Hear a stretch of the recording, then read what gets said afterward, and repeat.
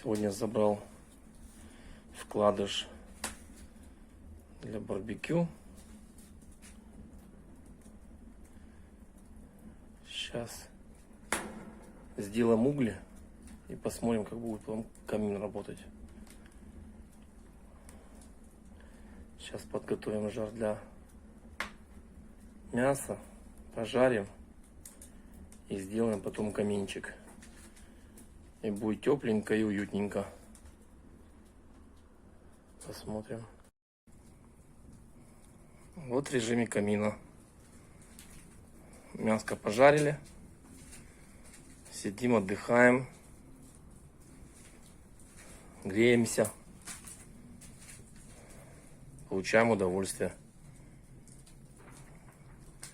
Из-за того, что топка высокая, сырые дрова никак не получается использовать.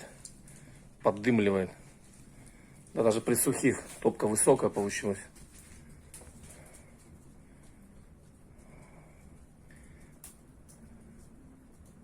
Вот когда разогревается, все нормально.